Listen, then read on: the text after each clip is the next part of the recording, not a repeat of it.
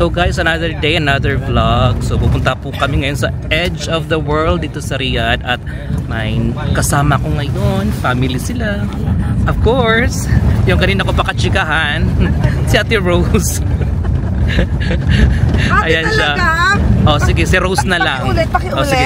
Si Ate Rose. Oh, sige, si Rose na lang pala. Kasi siguro magkaedad lang kami din. Tapos ang anak niya, si Bernice. Tama po ba si Bernice? Tsaka si Daddy, sino yun? Pangalan Daddy? Dinan? Daddy Ferdinand. Yes. Ayan. So, hindi namin ninakala na nagsimula na palang tour namin. So, meron na palang yung mga pa-Dubai sand dunes na pala kami. So, pero hindi siya desierto, bato-bato siya. Pero laban lang. So siguro mga isang oras na ganito pa siya. So kailangan four wheel drive talaga yung sasakyan. Hindi pwede yung mga sedan lang. So ayan ang view sa labas. Ang likot ng sasakyan. Desert to desert to. Pero mga bato-batong desert, hindi siya pino. So ipupunta namin yung edge of the world. So parang nasa taas talaga siya. Tapos parang makikita mo yung buong mundo. Breathtaking din yung view doon mamaya. So guys, matapos ang 2 oras, nakarating na rin kami dito sa edge of the world. So ayan ang lugar. Nyo. So yung sasakyan namin, as in ang layong lubak-lubak, tapos dami mong pagdadaanan, pero ang saya. So ayan yung lugar.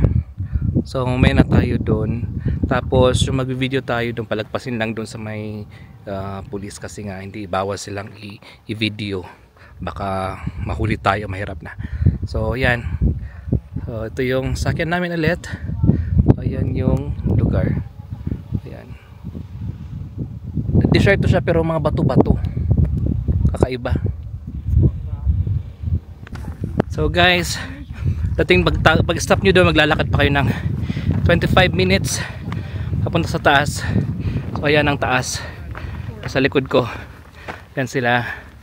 Tapos na tayo sa mataas na part. So ayan, yan ang place, pero hindi pa yan.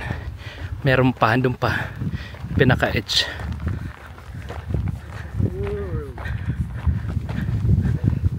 Yan si Kuya. Siyang aming tour guide for today's video. Kung gusto nyo mag-book dito sa edge of the world, kontakin nyo si Kuya. Ilagay ko lang yung number nila. Ayan. Ano pangalan nila, Kuya? Mr. Manuel. Search mo lang yung page ko, Boy Wafu. Boy Wafu. Sa Facebook, di ba? Page. Sa Facebook. Oh. Sige, i-search ko kasi Boy Wafu. isama ko na lang dun sa vlog. Kasi yung page ko na hack eh. Ah, okay. Bago na naman yung page. Bago na naman.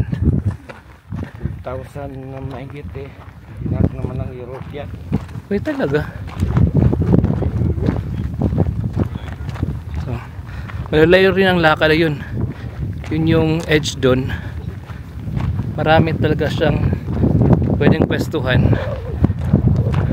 Gusto nyo mas magandang pwesto, mas malayo ang lalakarin nyo. So yan.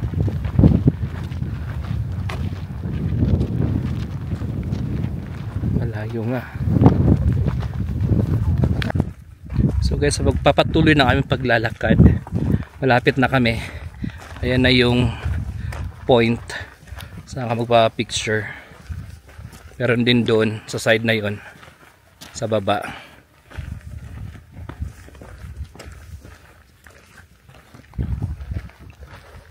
So ayan ang kalakhan ng Riyadh. Wow, ganda dito.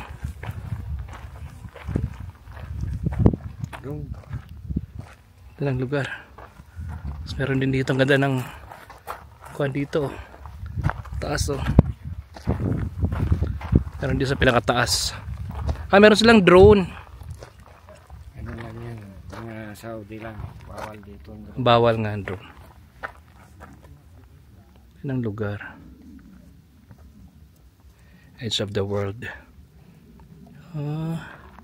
Ganda. Nagkaroon ako dito ng ano eh, yung British. Nadala niya yun doon, wala pa tao eh. Nagpus ko siya, wala akong sundalo. Oh, yun lang. So yung na-achieve namin is yung bato na yan. Kailangan namin makapunta doon kasi dyan magpa-picture. So pero yung dadaanan mo, ito. So ayan. Siyempre sasama natin sa vlog yung pinagdaan ng hirap nila sa pagbaba. Ayan. O sige lang, sa baba lang kayo, dandahan lang.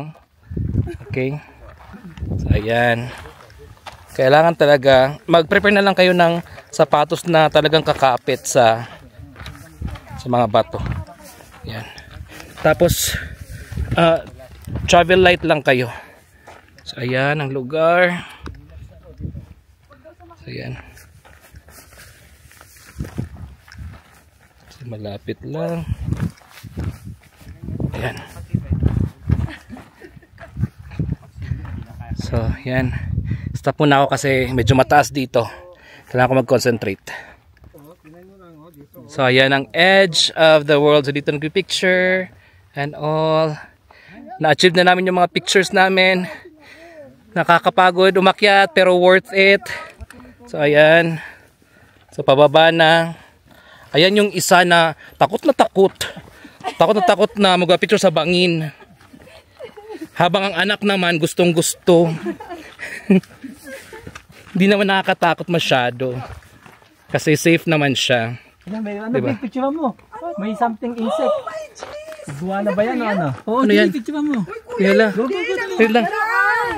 Di ba yan nangangagat? Uy, hindi. Laruan. Buwan ba? Ito niya, Ha?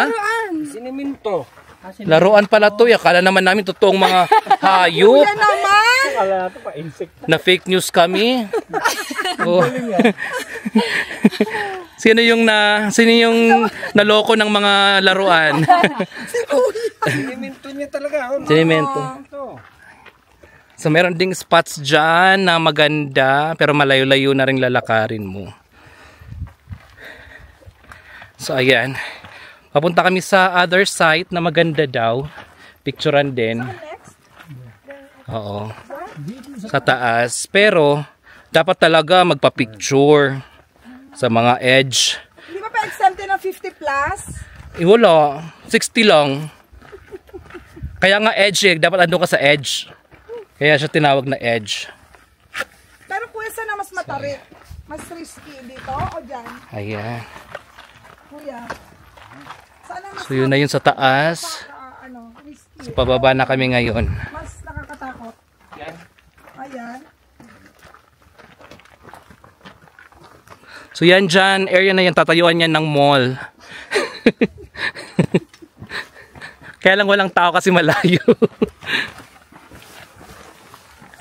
Ayan, oh, ang bangin sa ilalim. Yoy, nakakatakot. Nakaka-vertigo. Char. Lang, lalim, oh. Be careful be ah. Watch your step muna. Kuya. Huwag na muna mag-cellphone. Ito, pakawa ka na lang kay Kuya Ben. Ayan, oh. Lalim. So, matapos ang stopover ng mga picture-picture. Ayan. Akyat na kami. Yan ang akyatin namin. Yung senior Taas citizen. pa. Pagod na pagod yung senior citizen. So, ayan. Diyan kami galing. So, alam nyo na yung pinagdaanan naming hirap sa buhay. So, hindi madali ang maging OFW. Anong connect? Pa-travel lang. Pa-junction.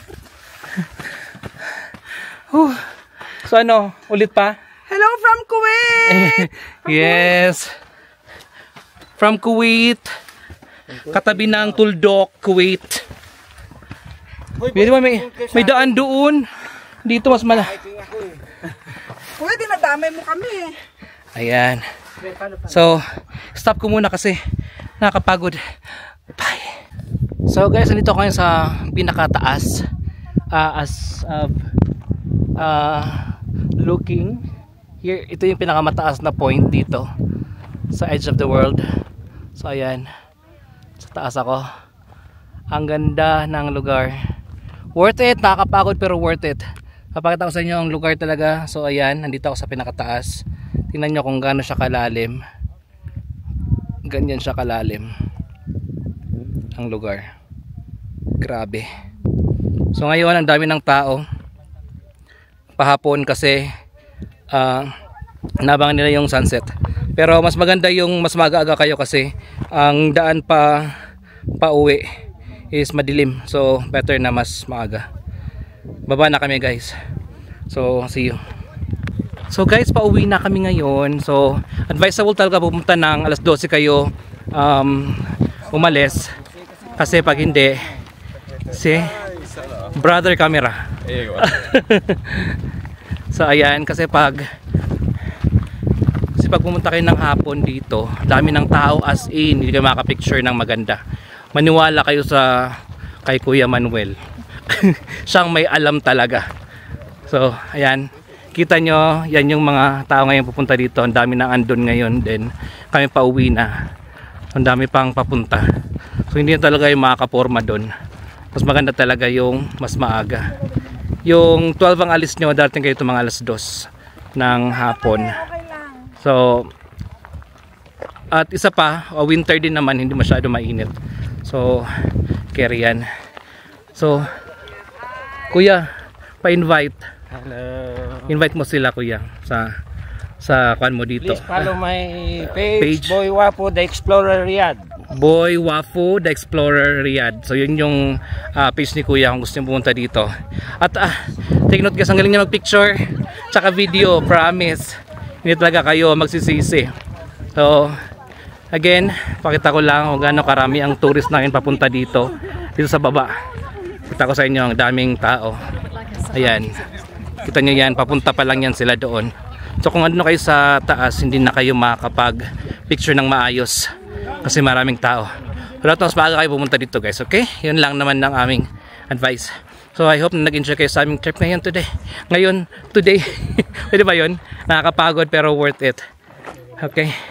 So pagod na ako. I hope guys na nag-enjoy kayo.